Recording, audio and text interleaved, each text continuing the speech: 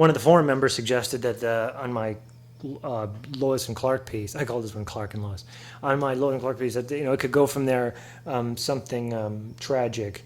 To me, I think this is sort of tragic in a way. So maybe let's go like ominous. Let's go something a little like ooh. So now what? So again, one thing informs another. What have we had? We've had very dense strings playing, kind of the nice tonalities, nice chords, all these nice, by the way, I highly recommend these. These chords are so flexible. I just use them all the time. Beautiful.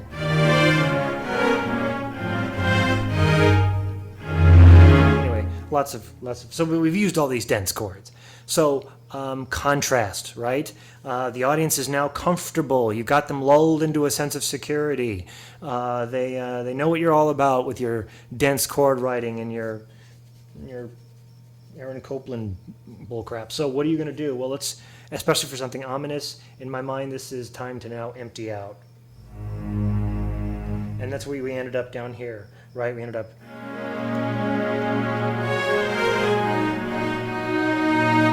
We're ready for a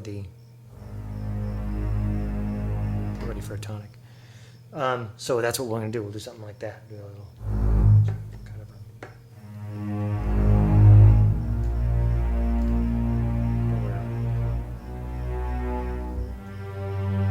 maybe something like that, and we'll build dissonances. So let me just write something here.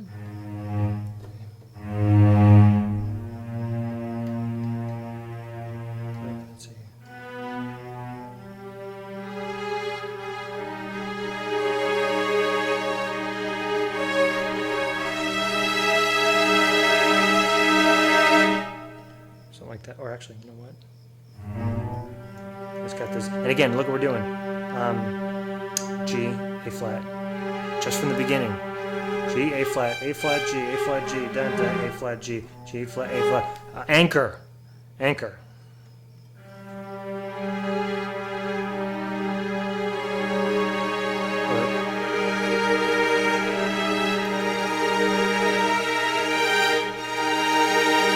Make it a little prettier, or you can fill this all out, all that implied stuff. So for me, okay, I like this. I like where this is going. If I'm going to do low strings down here, actually I'm going to do this in, this is just an orchestrational trick. I'm going to do this in 3 octaves. It'll be basses, cellos, and this will be violas, tremolo. Very quietly. So you won't actually, it sounds a little cheesy like this, you won't hear this quite. But I want to do that because I want to get this octave so that I get this from the trumpets. That's, by the way, I heard this as trumpets. Why did I hear that as trumpets? Because orchestrationally, because I want to stack things and I'm looking at the range. I don't want that to be French horns. I want it to be something other than I don't want to do woods yet because I'm going to go up here with this stuff, which will probably be in octaves, and I'm going to save woods for that. That's just how my brain went. This is strings, and you could do bassoons. This is strings. Who's in this range? Not horns. This is a little high for horns to hang out. I don't know what horns are going to do yet. Maybe nothing. I haven't used trumpet yet, so new color. There you go. It's another reason for it. Now I'm hearing this as another line. In fact, I think that is going to be strings, trumpets, or strings and woods together, and then I can fill in chords with other woods, like I'm hearing, clarinets. Let me just finish this line.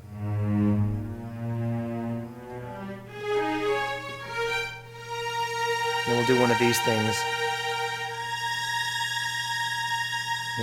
It's very Superman right there, with like a thing against it, But like, we're in Scary Land. That won't be strings. That'll be it'll be harp. It'll be that kind of thing. Check it out. Here's how we'll do that. Let's just do it. Back up a minute.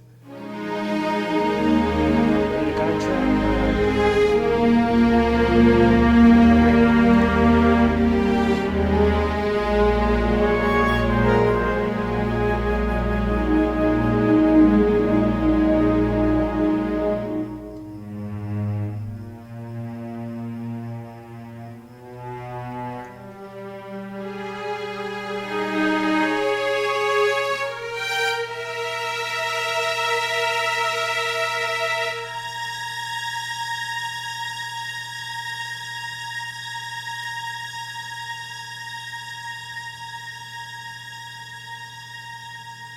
that'll be it.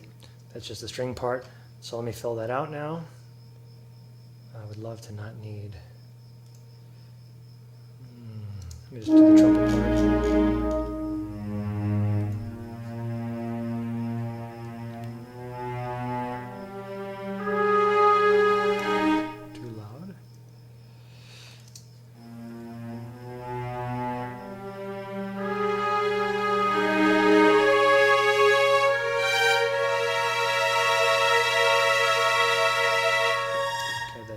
Is killing me now because it sucks.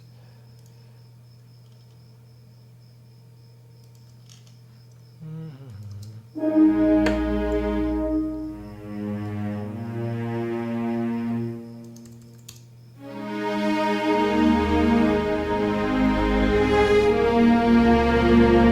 notice this tempo is flowing, by the way.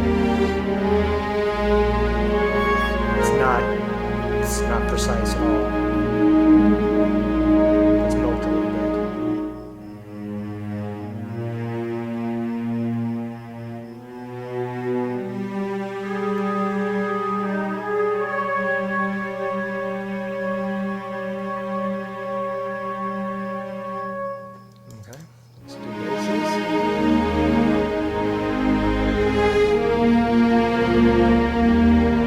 Back up a little bit. I know you don't like it, but I just it helps me get into it.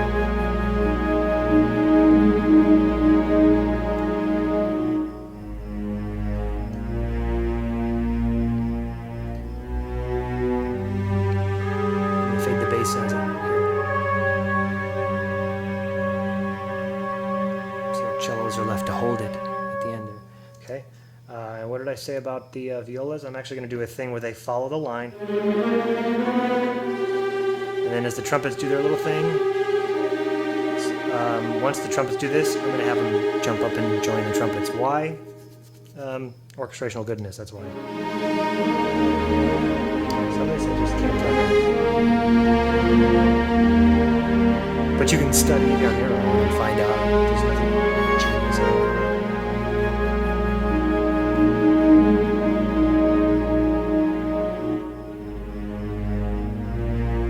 You don't really hear the violin or violas.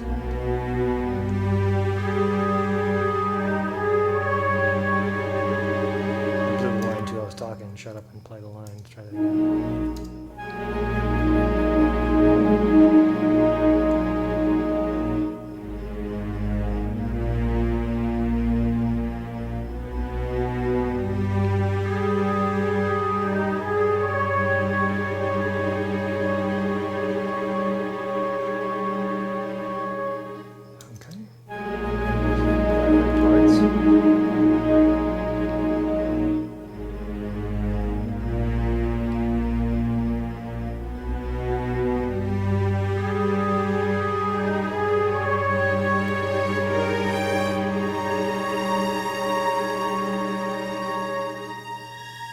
Time.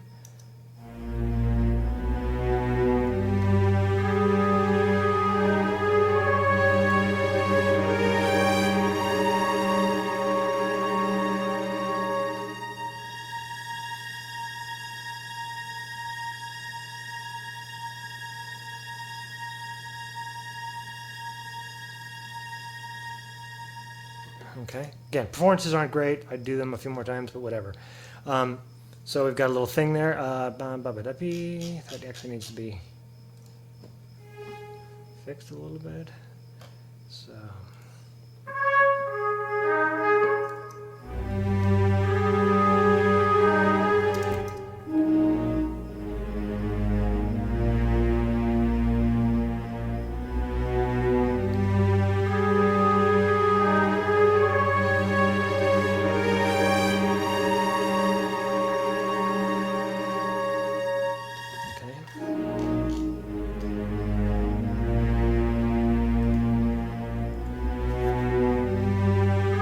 Fill out the chord.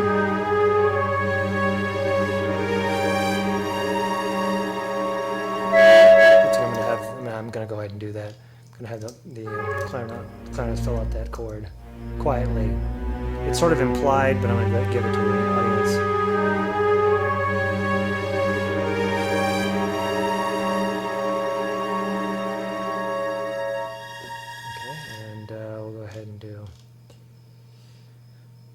I'm gonna finish the flutes first. These are just orchestrational stuff. Too low for the flutes. But I'm gonna want the flutes to hold this note at the end, because that's a good note for a flute to hold. That's a piercing note for a flute to hold, and it's gonna steal from the delicate of the... If I did this line an octave, it would be good, but then you want to get away from it so that the strings can do this delicate in a way that the flutes would have a hard time and would run out of air. So my plan is... and out. That's going to be what I'm going to do. The flutes.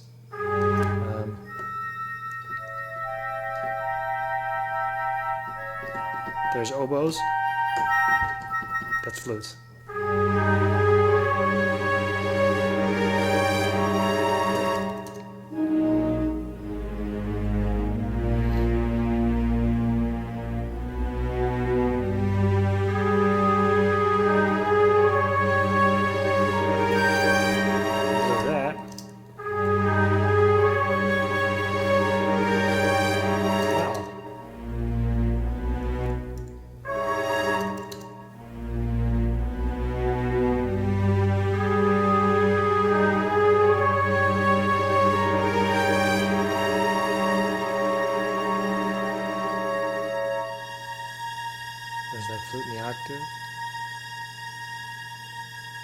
Again, sloppy performances, but you know, I'm talking and other stuff, so those are my excuses.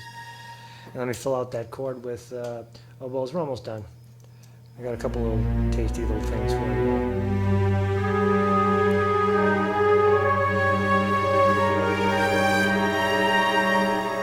Okay, that's what I'm going to do for oboes.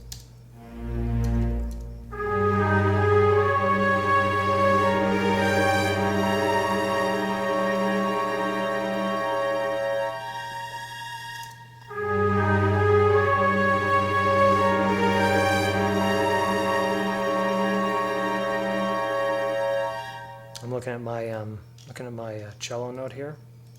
I don't do a lot of MIDI editing, but you know, every once in a while, it's nice to, you know, just kind of. It's nice to just do a little something in there. I just want to get it done faster.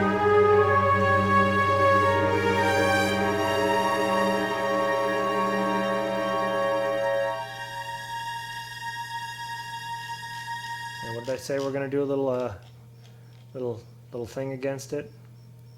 Something like this. Oh, that's a little loud. I'd really like to use piano, but my hard drive failed in one of my gig studios yesterday. No more piano.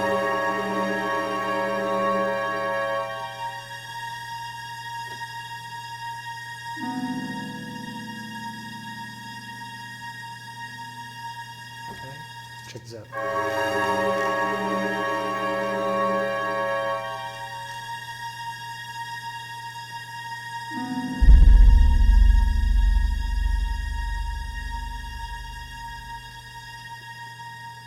Okay, you want Williams? Here you go.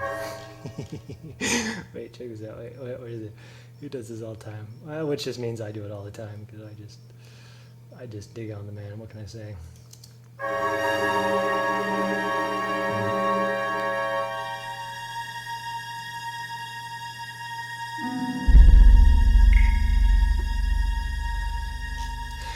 That needs piano too, and that low. I wish I had it. Tomorrow I'll plug in that if my computer doesn't blow up. One other thing. You know what this needs? What I'm doing now is just orchestration tricks. I don't know how to tell you how to. I've heard this stuff a billion times, not just from him, but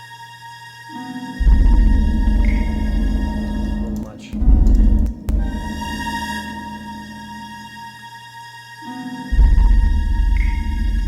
And one last little kiss after this holds. This. I need that with timpani mallets. You never have enough samples.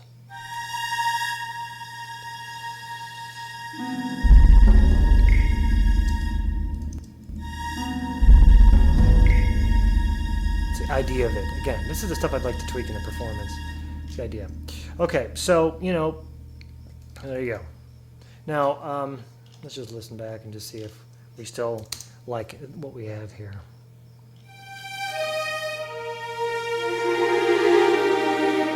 Ooh. Gotta switch my patches.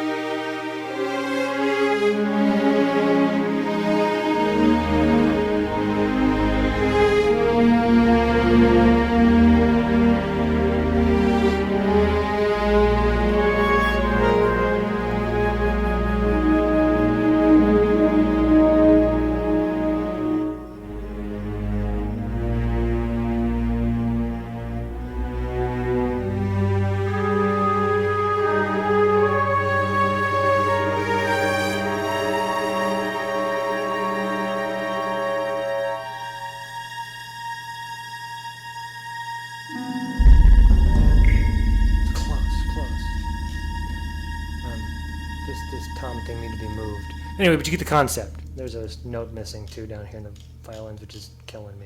So I would probably go back and reperform all this, to be honest, if I didn't want to make you want to kill yourself.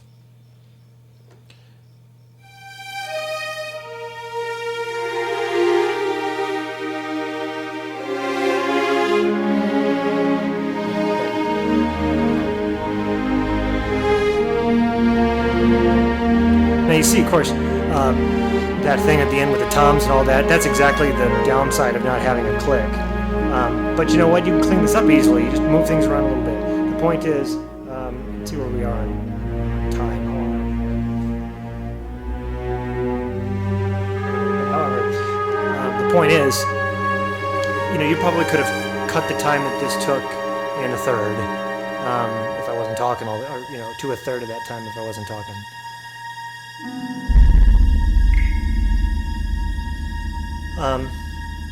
And we have an idea there. It's probably about a minute of music, 45 seconds. Okay, so not. So if you'd taken that and whatever the time is at this point, and chop 2/3 of that out for the intro and to talking about it, it's not a whole lot of time to get an idea realized there. And again, I think the things that contribute most to it are the things that I lean on are those anchors, harmonic anchors, melodic anchors, those things I'm always thinking in mind. That tells me something too. If I do an idea, do it twice. Do a motif, mirror it. I have an anchor too, anchors. Knowing that I'm in the chord center of what's going on dramatically in the scene, sometimes often directly mimicking what's going on in the scene emotionally and dramatically. Then, because I've spent a lot of time on paper, I'm able to follow the voice leading very easily as I'm playing a part. I would have had paper, by the way, doing this 9 times out of 10, because why not? I just would have made a lot of this faster. But you see, as I was stacking up the instruments in that second half thing, that I knew it was going to be trumpets, and then I knew it was going to be that is just chops. That's just hours of doing it. And I can do it here in a workstation without having to question it just because I've done it. But it would be a lot easier if you had it on paper. So then that, and then just a lot of orchestrational practice. So there's no magic here, is what I'm saying. But what has happened, what is nice is, as of this moment, I don't hate this little piece of music, which is rare for me. and now I'm ready to get rid of it and move on from it. And this is something we all need to remember as composers. The faster we can turn it out, the more fluidly we can write, the closer we are to that first moment when we like the idea. And after that moment, that's the only moment we ever have in common with our audiences, who only hear it the first time once. And they need to like it and connect with it right away. The second, third, fourth times we play it, we start to lose our perspective on it. So if you have these skills, and the ear training, so that if you hear something in your mind, you can go right to what it is. It helps you get your idea out faster. It helps it be more fluid. Then you're closer to the first listening, just like your audience. Thus, you're more objective about the quality of it.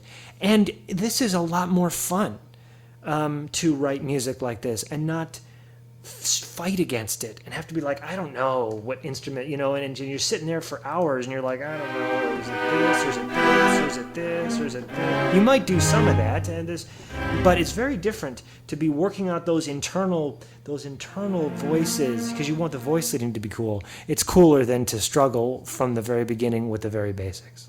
So I hope this has been informative and fun, and I hope you've taken something from it. It certainly was fun for me. It's a little bit like having somebody watch you pee, but it's cool. It's cool, you gotta put it out there sometimes. And so if you have any questions, again, feel free to email me, contact me on forums, private messages. Smoke Signals is 2011. Be creative with your mass media.